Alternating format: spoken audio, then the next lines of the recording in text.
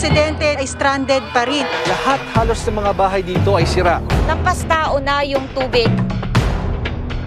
Overnight thinking, binantayan din natin ang sitwasyon.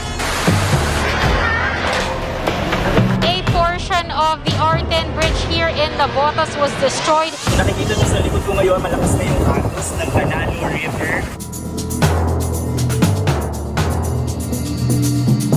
Ang resulta, lagpas taong taas ng baha. Kagabi takot na po kami. Ilang minuto lang po na ang taas na po ng tubig. Merong mga outsiders na nananamantala. Wala pa nga rin daw tumutulong sa kanila. Kahit yung mga bahay dito sa paligid, lubog na sa baha.